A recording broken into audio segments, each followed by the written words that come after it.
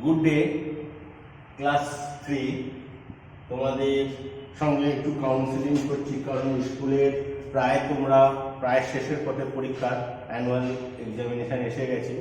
তা তোমাদের মধ্যে একটা সার্কুলার করেছিলাম যে 22 তারিখের মধ্যে তোমাদের সমস্ত সাবজেক্টের খাতা ইনক্লুডিং ড্রয়িং খাতা প্লাস বই প্লাস কম্পিউটার এইগুলো তোমাদেরকে জমা দিতে হবে। এর জন্য আমি একটা সার্কুলার করেছি, তোমরা অবশ্যই 22 তারিখে জমা দিতে হবে। যদি তোমরা 22 তারিখের মধ্যে তোমাদের অভিভাবক বা অভিভাবিকা জমা না দেন, আমি কিন্তু অন্যথায় খাতাগুলো দেখাতে পারবো না, ঠিক আছে? আর তোমরা এটা মাথায় রাখবে। আর আমাদের অ্যানুয়াল পরীক্ষা তো প্রায় আরম্ভের দিকে চলে এসেছে, প্রায় শেষের দিকে আমরা চলে এসেছি। লেসন সিলেবাস মোটামুটি অনেকেরই শেষ হয়ে গেছে। তোমাদের অঙ্কের একটা চ্যাপ্টার শেষ হয়নি, সেটা হচ্ছে দৈর্ঘ্য, ঠিক আছে? দৈর্ঘ্য পরিমাপের একক। দেখো, এই দৈর্ঘ্য পরিমাপের এককের অঙ্কগুলো আমি এর আগের দিনে হোয়াটসঅ্যাপে পাঠিয়েছি। এই অঙ্কগুলো তোমরা খুবই সহজ অঙ্ক, তোমরা এগুলো পারছো বা করবে। তা আমি এখান থেকে কিছু প্রশ্নের ধাঁচ বলে দিই, কি ধরনের প্রশ্ন 100 নম্বর হবে। দেখো, প্রথমে থাকবে 1 নম্বর অঙ্ক থাকবে পূর্ণ বাক্যে উত্তর দাও, 2 × 5। 2 নম্বর থাকবে সঠিক উত্তরে দাগ দাও। তোমরা প্রগ্রেসে সঠিক উত্তরে দাগ দাও, শুধু উত্তরটা লিখে চলে এসেছো, ওখানে কিন্তু হাফ নম্বর কেটে নিয়েছি। 3টে প্রশ্ন ছিল, শুধু উত্তরটা লিখে যারা চলে এসেছে বা খাতা জমা দিয়েছে তাদের কিন্তু হাফ নম্বর মাইনাস। এখন থেকে বলে দিচ্ছি, প্রশ্ন নির্দেশ মতো কাজ না করলে নম্বর কাটা যাবে। 3 নম্বর আছে শূন্যস্থান পূরণ। 4 নম্বরে আছে মিল করো। আমি এর পরের দিনে হোয়াটসঅ্যাপে তোমাদের মিল করো কাজটা পাঠাবো, ঠিক আছে? মিল করো। 5 নম্বরে আছে নির্দেশ মতো অঙ্ক। প্রত্যেকটা চ্যাপ্টার আমি বারবার বলে দিয়েছি, অঙ্ক সাবজেক্টের প্রতিটি চ্যাপ্টার সম্বন্ধে পূর্ণ জ্ঞান থাকতে হবে। শুধু আমি কিলোমিটার হেক্টোমিটারটা শিখে ফেললাম তা নয়, কিন্তু অঙ্ক তোমাকে টোটালি প্রত্যেক চ্যাপ্টারের একটা করে 2টো করে অঙ্ক রেগুলার প্র্যাকটিস করতে হবে।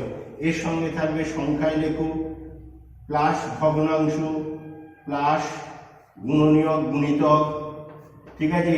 প্লাস মৌলিক উৎপাদক। মানে প্রত্যেকটা চ্যাপ্টার থেকে আমার প্রশ্ন করা আছে। আমি দেখবো যে আমার একটা ছাত্র যেন প্রত্যেক চ্যাপ্টার সম্বন্ধে, অঙ্ক সম্বন্ধে সে যেন সচেতন থাকে। আর 5 নম্বর একটা সরল আছে। সরল মানে তোমরা জানো, সরল মানে সহজ, খুব সহজ অঙ্ক থাকবে। আর 7 নম্বরে আছে লেখা প্রশ্ন। 3-4টে লেখা অঙ্ক থাকবে, ওইগুলো তোমাদেরকে করতে হবে কিন্তু। আর পরীক্ষার সময় তোমরা যেহেতু বাড়িতে বসে পরীক্ষা দেবে, প্রশ্নপত্র করার জন্য তোমরা কিন্তু অপরন্ত সময় পাচ্ছ। সেই সময়টা তোমরা কাজে লাগাচ্ছ। তোমরা কোনো রকমের পড়ে খাতাগুলো স্কুলে অভিভাবকদের দিয়ে পাঠিয়ে দিচ্ছ। আমি কিন্তু খাতা দেখে এবারে খুব অফেন্ডেড, ঠিক আছে? এবারে যেন সেই ভুলটা না হয়। নির্দেশ মতো এই সঠিক উত্তরে দাগ দাও, এইগুলো শুধু যদি উত্তর লিখে দিয়ে এবারে কিন্তু আমি 2 নম্বর কাটবো। 10 নম্বর আছে, 2 নম্বর কাটবো, ঠিক আছে? এইটা হচ্ছে পরীক্ষার ধাঁচ। আর আমি এর আগের দিনে যে অঙ্কগুলো তোমাদেরকে দিয়েছিলাম, সেই অঙ্কগুলো আমি একবার সংক্ষেপে বলে দিই যে দৈর্ঘ্য পরিমাপের একক কি, দৈর্ঘ্য পরিমাপের একক কি, ওজন পরিমাপের মূল একক কি, আর তরল পদার্থের একক কি। দেখো, দৈর্ঘ্য পরিমাপের একক গল্প ছলে একবার বলেছিলাম। দৈর্ঘ্য পরিমাপের মূল একক হচ্ছে মিটার। এর সঙ্গে 6টা উপসর্গ যুক্ত আছে, কিলো, হেক্টর, ডেকা, ডেসি, সেন্টি, মিলি, ঠিক আছে? একটা ঘর থেকে একটা ঘরে যাব, 10 দিয়ে গুণ। আবার তলা থেকে একটা ঘরে উঠবো, 10 দিয়ে ভাগ। তাহলে কিলোমিটার থেকে মিটার যাব, কীভাবে যাব? 1000 দিয়ে গুণ করবো। আমি মিটার থেকে যদি কিলোমিটারে উঠি, সেক্ষেত্রে 1000 দিয়ে ভাগ হবে। এই থিওরিটিক্যাল প্রশ্নগুলো আমি বইয়ে দাগ দিয়ে দিয়েছিলাম, বই মতো পাঠিয়ে দিয়েছি। তোমরা এগুলো কিন্তু প্র্যাকটিস করবে। অঙ্ক এমন একটা সাবজেক্ট, প্র্যাকটিস ছাড়া কিছু কাজ হবে না, ঠিক আছে? তাহলে দৈর্ঘ্য পরিমাপের একক হলো মিটার। এবার দেখো, ওজন পরিমাপের একক কি? ওজন পরিমাপের একক হচ্ছে গ্রাম। এর সঙ্গে 6টা উপসর্গ যুক্ত আছে, সেগুলো হচ্ছে কিলো, হেক্টর, ডেকা, ডেসি, সেন্টি, মিলিমিটার। তাহলে এই গ্রামের ক্ষেত্রে কি হবে? গ্রামটা যুক্ত হবে। আমি লিখলাম কিলো। 3টে এককের ক্ষেত্রে কিন্তু কিলো, হেক্টর, ডেকা, ডেসি, সেন্টি আর মিলি। তাহলে এখানে দেখো অপশন দেওয়া আছে গ্রাম, দেওয়া আছে লিটার আর কিলোগ্রাম, লিটার আর একটা হচ্ছে মিটার। এই তিনটে হচ্ছে ইঞ্জিন, এইগুলো হচ্ছে বগি। যখন যে বগিটা জুড়ে যাবে তার সঙ্গে এটা যোগ হয়ে যাবে। হেক্টোগ্রাম, ঠিক আছে। আবার কিলোলিটার, হেক্টোলিটার, সেরকম কিলোমিটার, হেক্টোমিটার। তাহলে উপসর্গগুলো বুঝতে পারলে কিলো, হেক্টো, ডেকা, ডেসিসেন্টি, মিলি, আর মূল একক হচ্ছে এই তিনটে, গ্রাম, লিটার, মিটার। গ্রাম কার একক? ওজনের একক। লিটার কার একক? তরল পদার্থ মাপার একক।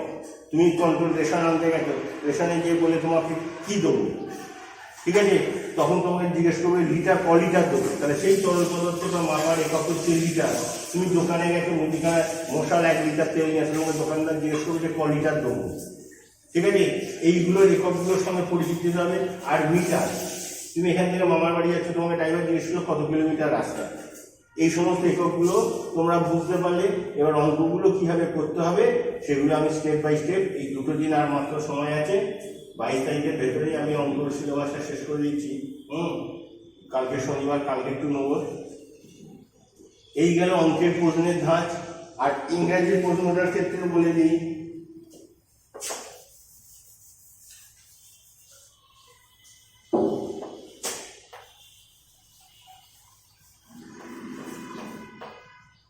ইংরেজি ক্ষেত্রে বলে দিই, ইংরেজি ক্ষেত্রে যেমন পরীক্ষা দিয়েছিল সেই একই প্রশ্ন। এবারে প্রশ্নটা কিন্তু অনেক বড়, কারণ নম্বরটাও বড়, যার জন্যে পরীক্ষাটা খুব বড় পরীক্ষা হবে। প্রশ্ন খুব সহজ থাকবে, প্রত্যেক চ্যাপ্টারে প্রতিটি ওয়ার্ডের মানে বানান এটা আমার চাই, ঠিক আছে। আর নিজে নিজে উত্তর করবে, প্রশ্নগুলো কিন্তু খুব সহজভাবে দেওয়া আছে। দেখো প্রথমে একটা কবিতা থাকবে, এটা তোমরা জানো কমন জিনিস। একটা কবিতা থাকবে, কবিতার নাম আমি হয়তো বলে দিলাম যে রেনবো। রেনবো আগে কবিতাটার নাম লিখবে। এটা আমি একটা উদাহরণস্বরূপ দেখাচ্ছি, রেনবো লিখে তারপর লিখবে there is a rainbow in the sky, do you know how it come by. এইভাবে 4 লাইন লিখবে, ঠিক আছে। লাইন পড়া থাকবে আর প্রশ্নপত্রে কিন্তু উত্তর দেবে। এবারে কিন্তু প্রগ্রেশন আমি দেখলাম যে একজন ক্যান্ডিডেট রুলটানা খাতায় পরীক্ষা দিচ্ছে, আমার প্রশ্নটা তাহলে কোথায় গেল।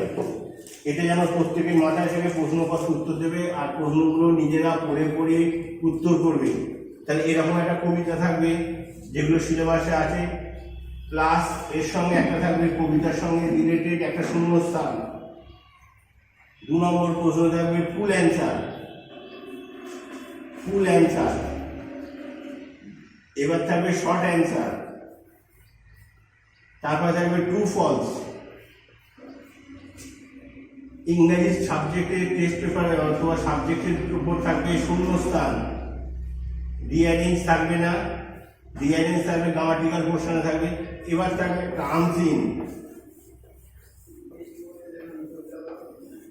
ইংরাজির আসল টেস্ট কিন্তু আনসিন দিয়ে হয়। আনসিন একটা অজানা চ্যাপ্টার থাকবে, সেই চ্যাপ্টারটা খুব ভালো করে মন দিয়ে 3 বার 4 বার পড়ে নেবে, নিয়ে তার থেকে প্রশ্ন থেকে কিভাবে উত্তরটা করতে হবে, বইটার যে প্রশ্নটা থাকবে সেই প্রশ্নপত্রের উত্তরটা থাকবে। এইগুলো গ্রামাটিক্যাল সেন্সকে মাথায় রাখতে হবে, ঠিক আছে।